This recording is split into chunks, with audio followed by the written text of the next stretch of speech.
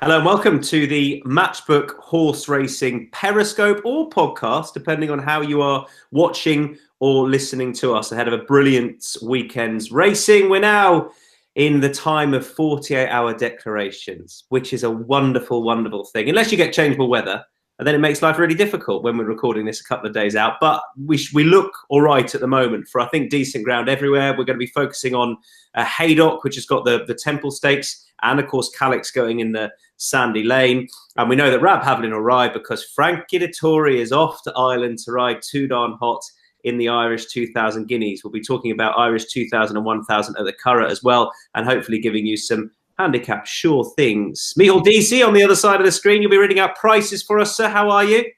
Very good, Tom. Great to be back in the Periscope after a bit of a break. Yeah, looking forward to a great weekend's racing here in Ireland and in the UK. You survived York. That was good to see. I did. I'm still a bit hoarse from it, but it was a great experience. It was great. It was my first time there. It's an amazing race course, and we had a great time over there. Ah, it's cracking stuff. And Don, are you going to be Don McLean? Are you Curragh bound this weekend?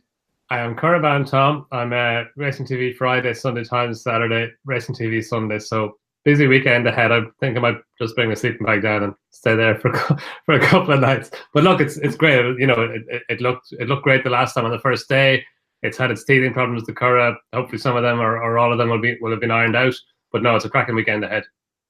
We'll start with the UK action and get that done before we turn our attention to the two big races at the Curragh. And we'll start with the Temple Stakes. Mihal, prices for us. We got, I think, a stronger than normal renewal because we've got last year's winner in there, Battaash, but he's up against the filly that took him on last time, Mab's Cross, but she appears to be that little bit better. She's got to give more weight away because she's got that Abbey penalty that Battaash had previously. How do they price it up at the moment? Tell me there's a bit of odds against about the good thing Battaash. There's not, and I was actually very, very surprised when I saw his price. Battaash is 2.28, so he's about 5 to 4. Mab's Cross is 3.8. Catchy is 4.7. Alpha Delfini is 11.5. Caspian Prince is 34.0, and Pocket Dynamo is 34.0. I'll take that about Battaash. You know, I think he's a better horse fresh. Don, I don't know what you think about this, but I think he can be best fresh. He's won his last couple of seasons fresh. First Sandown, then he won this race fresh last year. Now, he's got a weight pull with Mab's Cross, who was brilliant when she won at Newmarket, and they expected her to come on a bundle for that. But she can be slowly away, and I know that the Rolling Mile can suit you if you're on the speed, but particularly Haydock, and there is bundles of pace across the track here, but I just think this track might just suit Battaash that little bit more. He's getting a couple of pounds from her as is. He carried 9.9 last year, 9.4 this year. 2.2. What was it? 2.2. Was it 2.2? D? So a bit bigger.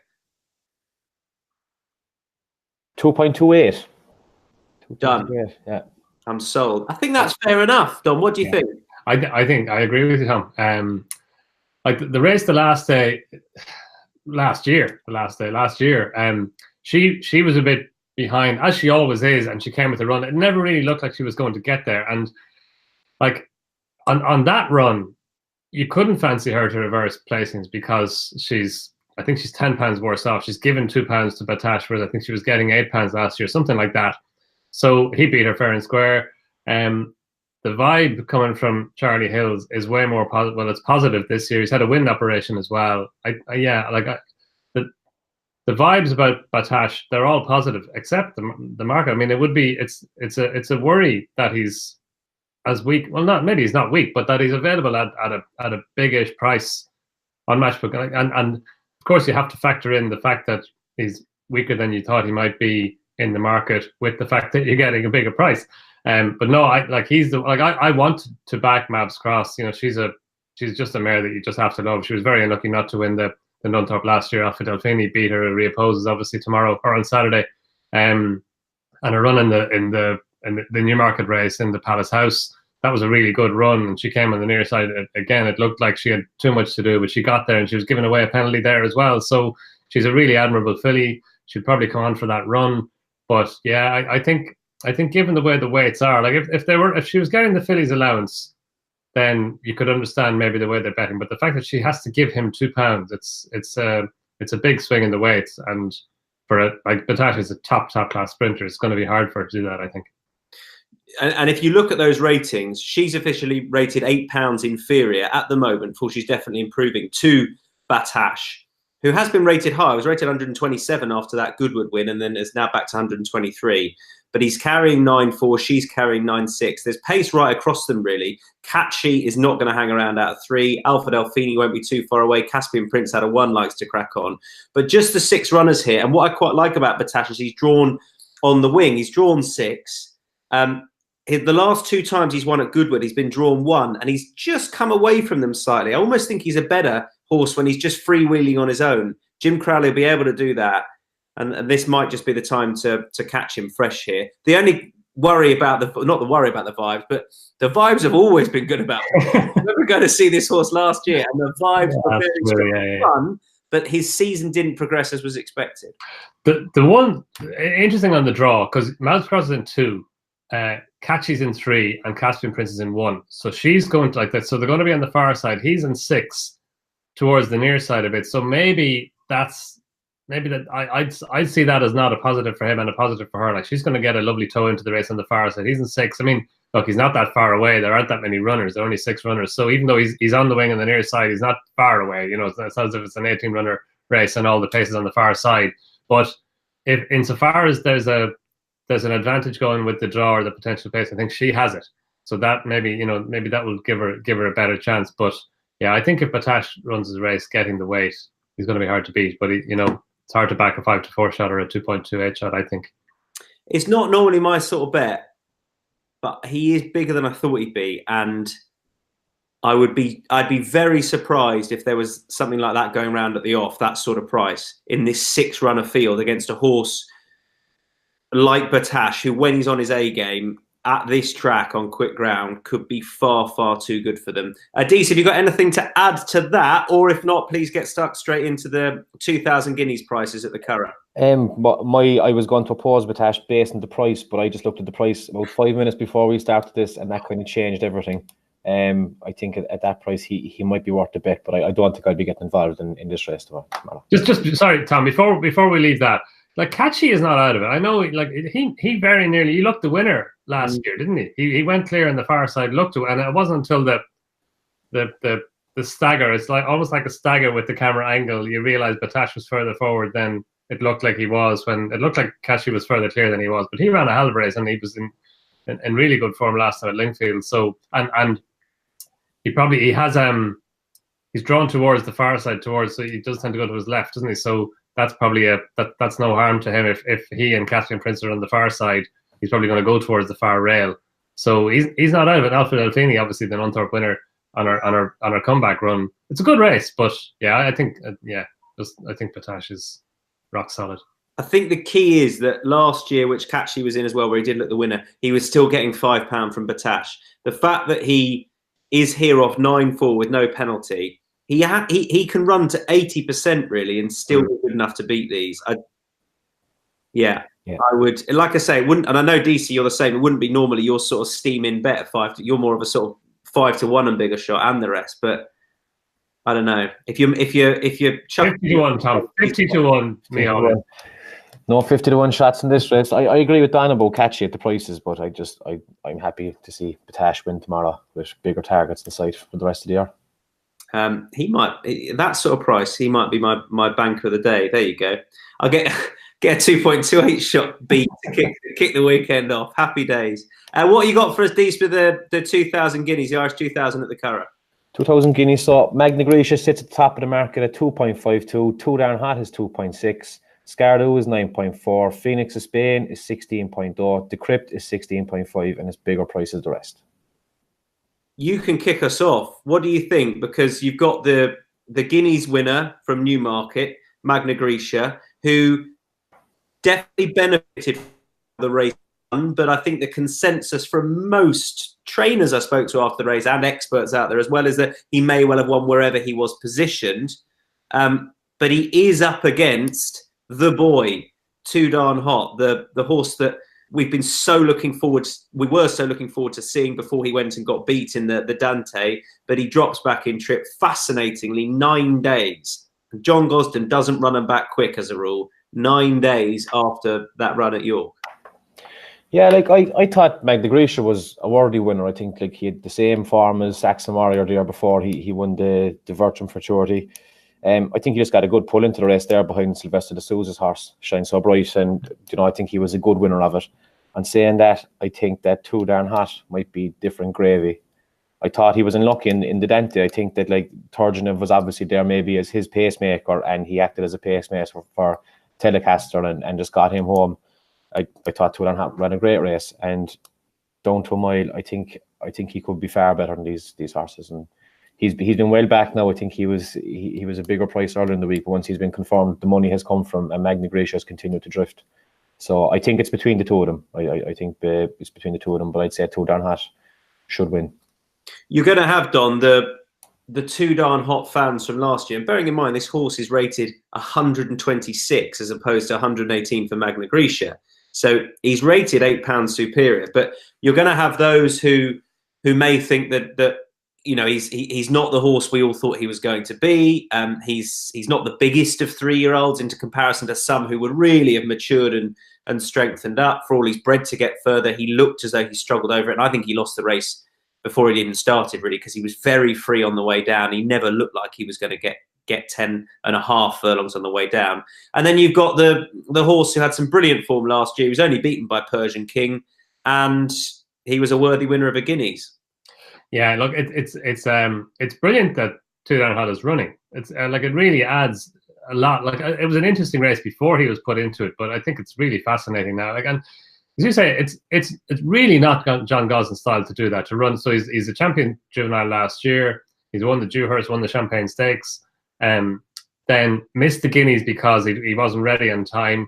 And then like the Dante is not that long after the Guineas. So he obviously, between the Guineas and the Dante, he obviously was ready to run over 10.5 furlongs. He got beaten, but I'm not sure it's conclusive that he didn't stay. I mean, I'd like to see him over 10 furlongs again, maybe later in the season, because I don't think he didn't. I thought he did a lot of running to get up to the leader and then just kept on.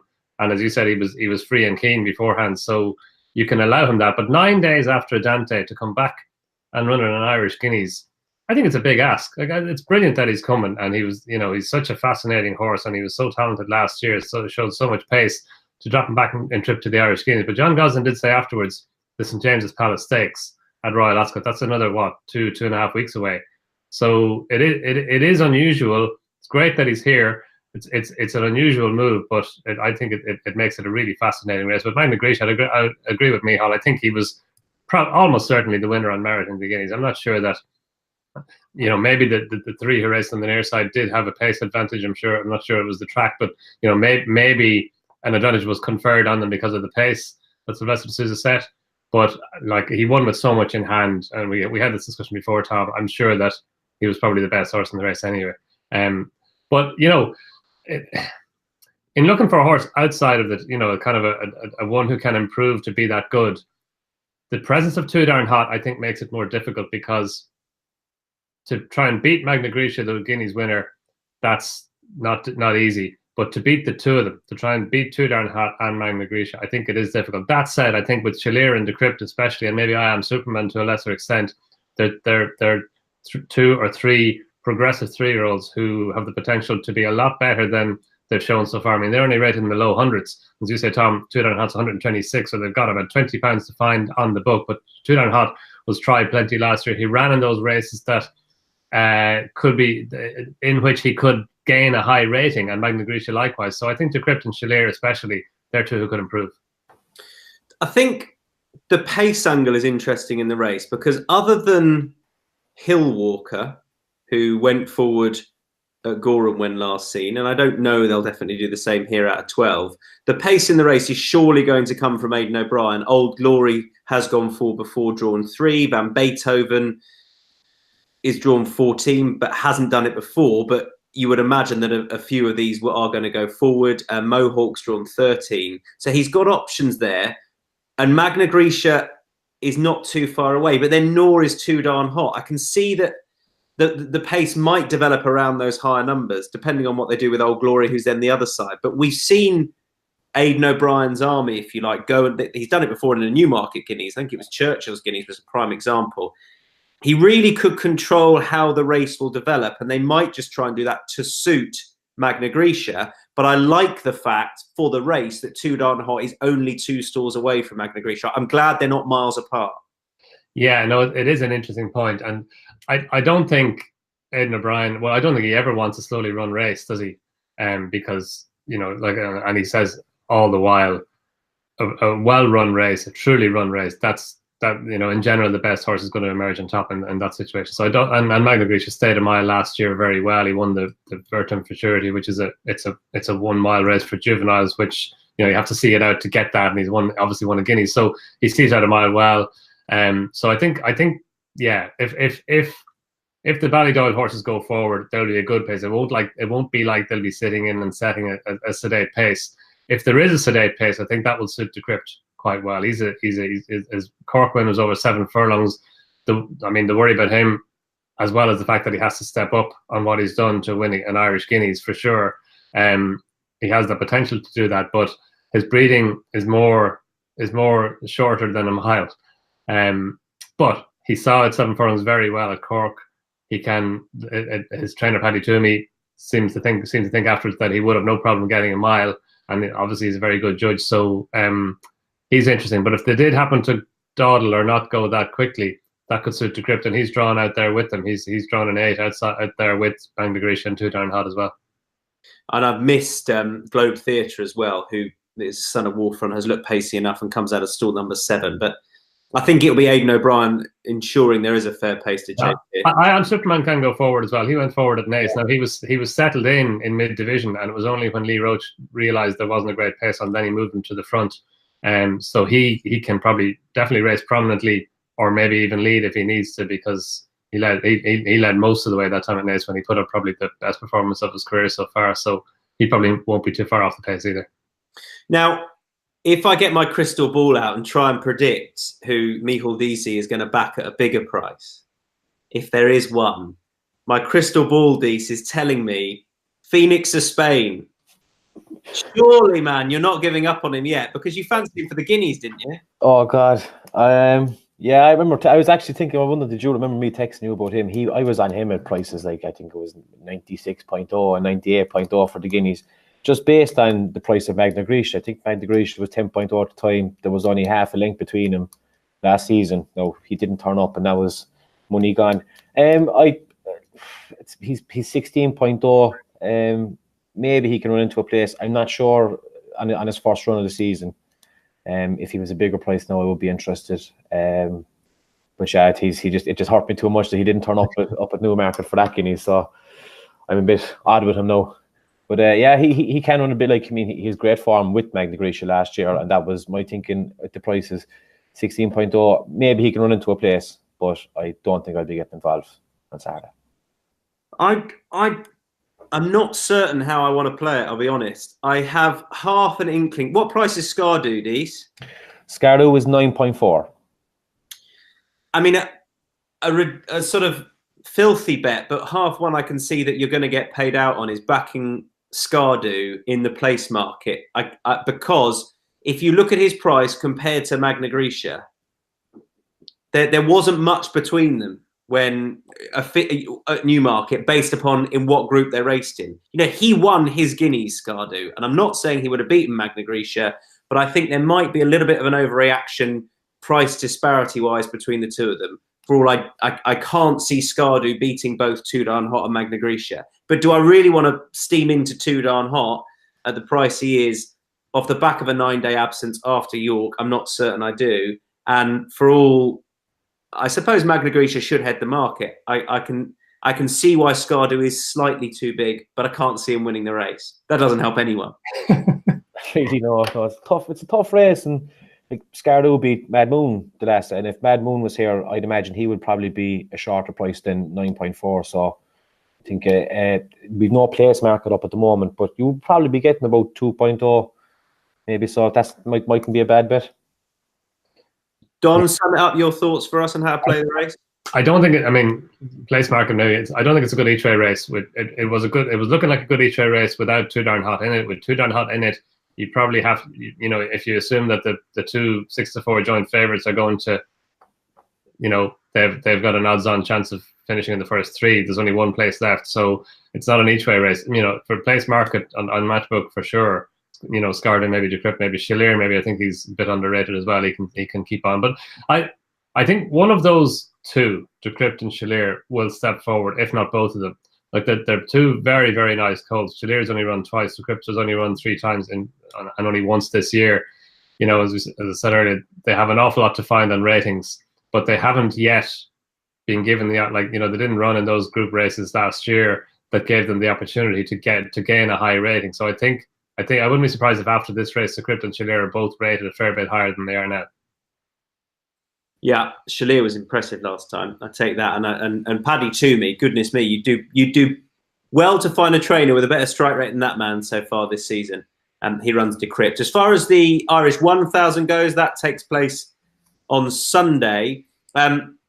We know what is likely to turn up now. There were talk this morning from Roger Varian about Quibala lining up. Aidan O'Brien saying Just Wonderful, Hermosa. They're going to run Iridessa as well from Joseph O'Brien's yard. I think Fairyland's going. It's a fascinating little race, mainly because we've got 2 fillies towards the top of the market who are taking each other on again. What's the price differential between the two at the moment, DC? Very little. Hermosa is sitting at the top of the market at 3.5. Quibala is 3.75. Just Wonderful is 7.0. Iridessa is 8.5. East is 9.6. Fairyland is 11.5. Pretty Pollyanna is 13.5. And then all the rest are 27.0 plus. Don, you can lead us off, sir. I will be having a bet on one of them in here in the outright market, but you kick us off, Don. Yeah, look, again, Quibala in the race is great.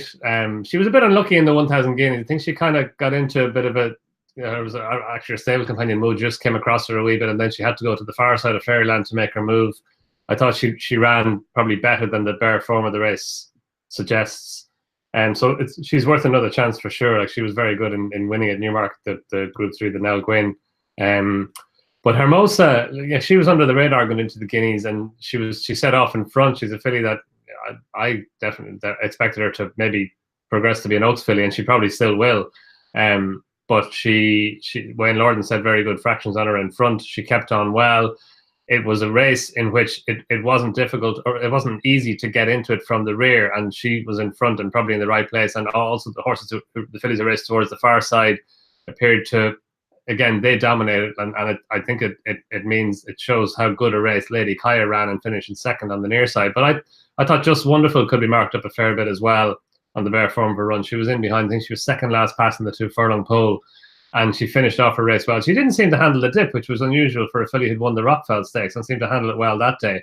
Maybe it was just the pace. Maybe they were quickening at that point, and she just didn't want to quicken or wasn't inclined to quicken down the dip, and maybe Ryan Moore was just let her roll down the dip and then asked her for her effort afterwards, because she finished off her race well. Like, she's only beaten 2.5 lengths in the end by Hermosa, and that was after racing on the near side in rear, both of which were probably negatives on the day in the race. So I can see her stepping forward a fair bit from that, getting closer to Hermosa than she was then. Yeah, I agree with that. I want to take on Hermosa, not because I don't think she's very, very good, but I don't think she's the best filly over. And I know it's weird saying that about a Guineas winner, but I think there could be other better fillies over a mile who will develop throughout this season. She got a brilliant ride from Wayne Lorden last time. She absolutely dominated the fractions, he did. And there was a crucial point where he got a nice run into the dip and then really quickened out of it. She handled the trap brilliantly. She got a ride which really suited her stamina as well. But just as she was quickening out of it, there were others in it who weren't handling it so well and had, as you say, Just Wonderful ran around a bit. And she didn't help herself at all. She didn't get a run. And I thought Quibala, she wouldn't have won with a clear run, but it did happen that Fairyland sort of blocked her off at a key moment, and particularly at Newmarket when you're trying to get organised into and out of the dip. So I think she can be marked up a touch on that, and I just think there's more of a chance she'll have this run to suit than as much as things didn't play out at Newmarket. And at the prices, I'd want to have her on side. Weirdly, I know she'd won twice at the track, but I still think she wasn't in love with it at Newmarket. and she almost won despite it first go this season. She was just far too good for them. And I still have belief that she can be the best of these, Kabbalah. I'm a big fan of hers. David Egan keeps her eye, which is great because Andrea Azzini is riding. He's riding in the Prix d'Espagne in France. So that's great as well. And at the prices, I'd want to have her on side. But I still think there's a bit of depth there as well. I wouldn't rule out Iridessa or Just Wonderful, reversing that Hermosa form. For all she should be favourite, it's just how it's shaping up.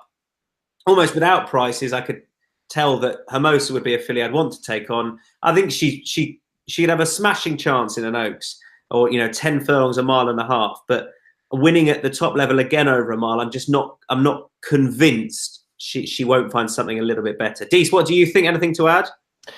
I would take. I really like Hermosa. Sorry, I know I'm starting off my words here. I really like Hermosa, and I'm after timing a bit now. But I had her up on the wall inside in the matchbook office as a tip for the 1,000 guineas, because I had her down as a good filly, because she won at Galway last year when Aidan O'Brien's horses were all running absolutely terrible, and she won at Galway fairly well. I put her down as a decent horse. She ran well for the rest of the season, and I had a small bet on her now for the 1,000 guineas. I didn't go mad that day, but thought she's a good horse. But I'm very much with Donn and Just Wonderful.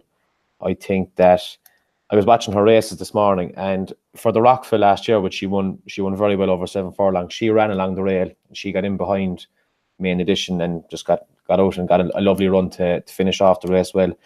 And in the 1,000 guineas, she made up a huge amount of ground. And like he said, she just completely got lost in the dip. There was no horses around her. She was very much on her own, and she kind of races with her head up like this, and you could see that she just stopped for a second. I think if there was another 100 yards in the race, she would have finished third, maybe pushing second. I think she'll come on a lot for that run, and I think she's a very good price at 7.0 for this race on Sunday. That's a fine bit of after timing, Dees. Yeah, no bother. No bother. The only other horse I have up there now was Sangarius for the St. James's Palace Stakes, so I'll get that in there now. Yeah, you can put it in there now. Don, you got any horses that you backed in recent weeks you want to mention? I backed Kicking King for the Gold Cup. Does that count? Yeah, that counts. Yeah. Sonny hasn't had me on this in a few weeks, lads. I would have told you to have me on, but such is life. Well, you can have that. When was Kicking King, Don? That was about 12 years ago, wasn't it? 2005, yeah. 2006, yeah. It's going back. I hit a fringe like you in 2006, Tom. Believe it or not. You didn't. I did, and it had blonde highlights in it as well. It was absolutely fabulous. That's what I saw, an old picture of you, DC, and that's what I'm basing this on. You're doing a bit better than I was. So I think we all agree, actually. For all I know, you're saying you like Hermosa. I think there's value against it. Is she 3.5, Michal, did you say, Hermosa? 3.5, yeah. I think it'll be Kabbalah I'd go with in that. But we all think there's a little bit of value elsewhere. And the guys think Just Wonderful as well. What else we got? Elsewhere or anywhere else? I'll kick us off with, there's a race at Goodwood. I'm going to have to just pull it up, on Saturday, over 7 furlongs. It's a handicap in which Beat the Bon runs in. I think it's the 235. This is a horse of Richard Hannon's, who I'm convinced is a very good horse. But bless him, he's just not shown it yet. And I think what he needs is a strong pace to chase a tight track over 7 furlongs. Now, it's not the 235. I'll find it for you now. But he is 230, because I have a tip in this race as well. Which race is it? The 230 on Saturday. You're a great man. Yeah. I'm on Sunday. There you go. That's why. I think he won. So you're going against me, Michal? I am. But please continue. He looked as though he didn't get home over 7 Beat Le Bon a couple of starts ago, but I think it was more the soft ground that caught him out. Now, I think his debut was over 7 and he was keeping on. I'm convinced he gets it. There were double figures knocking around about this horse. I think that's too big. He is better, I'm convinced, than a marker 94. Why he hasn't won more races, I don't know. He got too far back last time and kept on, but I think it sat off a decent pace. This track, I just think, could really suit this horse. He doesn't lack for speed, but I still think he stays this trip, and I think he wants quick ground. So he's a sort of horse that he could make this mark look silly. I just don't know when it's going to fall right. But he's one I would never want to take a short price about, but he's a big enough price for me to get involved. Take me on, Mihal. Oh, Beat Le Bon. I'm just actually looking at his record here. Beat Le Bon has run 7 times, and I'd say I've backed him 5 of those times, and he's never done it. He's in my tracker as could be Richard Hannon's Guineas horse for next year. That was after, I think, his race in Newbury last September. Yeah. Take him out of your tracker and never back him again, then he might win these. I won't this weekend, Tom. So this could be the one. Yeah, I understand what you're saying. Like, he's huge potential, but I'm like Phoenix of Spain. I'm just sick of him. The horse I'm going for in that is Dunkerron. Again, he's a slightly bigger price than yours. His best run last season was at Goodwood behind Dark Vision. It was at the festival. I think it was the Vintage Stakes. He finished second. Obviously, Dark Vision put up his career best that day. He ran a super race. But Dunkerron was about a length and a half clear of the horse in third. And any other day, he would have won that race. Like, he was, I think he was a good price as well that day. I think he's back here now over course and distance. He has a 7-pound claimer on him that has won a good few races recently. Toby Elliott's his name. I've never really heard of him now, but he's riding for Alan King. Alan King is getting a few winners as well recently on the flat. I think he's a nice price. We've no prices now, but I think he's going to be about 11.0. So I'd be backing him for a win in a place in that.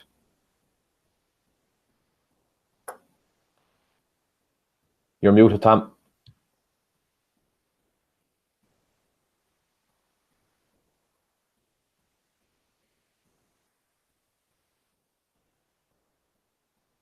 Tom, I think you're muted. Well spotted. Just testing. Yeah, they're. You've got 2 horses at the top of the market, Dubai Legacy and Flash Card, who are, I mean, the much sexier type of horse, really. And Flash Card in particular could be well treated off 93. But I'm quite happy to have Beat Le Bon on side. And I take your point with Dunkerron. There was a lot of talk about him at Goodwood when he ran in behind Dark Vision, which is still pretty strong form. And he's eased to a favourable mark. So I can see that. Paul, I'm gutted you're taking me on. Don, what else you got for us on the day? Well, there's the Taurus's Gold Cup at the Curragh on Sunday, which... How long is that going to be a Group 1 for? From a betting perspective, yeah, it's on the clock, I think. So hopefully it'll survive for another little while. But yeah, I suppose it doesn't get big fields any year. Remember a couple of years ago when was it Al-Kazim won it?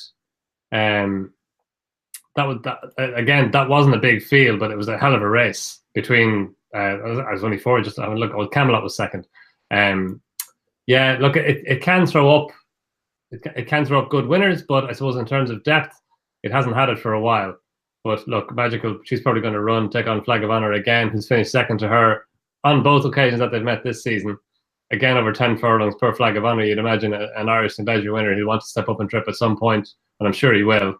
But yeah, it's hard to see what's going to beat Magical, if anything. But the Silver Bowl at Haydock on Saturday is an interesting race. I think Massara might run well there. He's a progressive horse. I thought the race that he won the last day at Sandown, he only just won from Migration in the end.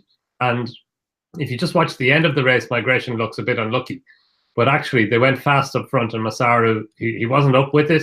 He just sat. He's kind of 3 horses went off in front, including Fox Leicester. He did well enough himself to finish it, to stay on as well as he did for 4th. But Massara was just off it, and he kind of led the main group, and then he quickened up nicely about 2 furlongs out, went and won his race, and then Migration, who was in behind and looked like he got into a bit of trouble, finished off his race well. I think he wasn't, of course, helped by the trouble, but at the same time, he was probably helped by being held up off the pace.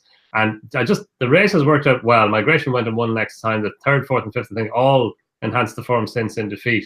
So, and Massara, that was only his 2nd run this year. It was only his 4th run ever. And he's gone up 7 pounds, which is not ideal, but he's just a progressive horse. Won it. That was the Isha Cup. It's generally a good race at the Sandown, an early season race at Sandown. And he's drawn stall 16, which is not ideal, but it's just looking back through previous runnings of this race, and it actually isn't that much of a negative to be drawn wide in this race. I'm not sure why, but some races throw that up. Maybe they go fast early on and big field, and the horses drawn close to the rail want to go on and get a position. But yeah, I think he's he's high enough in the weights, but I think he's worth. He can improve again beyond that rating of 90. I thought it was a strong race that he won the last day. And you have long enough, really. 7, you struggle, but over the mile there, you sort of have long enough to sort yourselves out, a couple of furlongs to get a position. And if they go hard and you fan out in the straight, you can quite easily come from off the pace. I've got one more in that, a wee Dram, who I've talked about on our Matchbook Racing review, Don, who I put up as a horse to follow after his win last time. I know he's being aimed at the Britannia. He would actually get in, I think, off 92 to that, but they want to just make sure. He went up £8 for his win last time, which is, I mean, he didn't win that far, but the front two pulled well clear. I think he's a horse with a lot of upside. And if you can find some double figures about him, which you should get in that race, I'll definitely back him this weekend at Wee Jam. He's drawn 13, which I think is just about all right. Anything else, Mihal? Anything else you want to throw in? Anything we missed before we get stuck into best bets? I've won there for York on Saturday. This big price one, Cody Time in the 345 in York.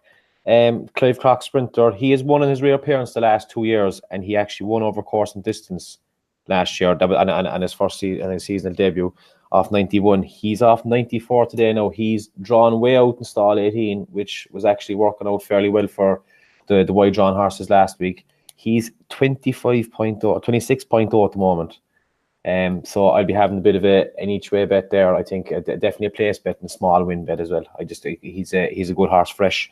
And I like Hand on Heart as well in the 410 in Curra on Saturday. Been quite unlucky in her 2 runs this year. She ran behind Happen the last time out that Ryan Moore's Ride of the Year on Happen.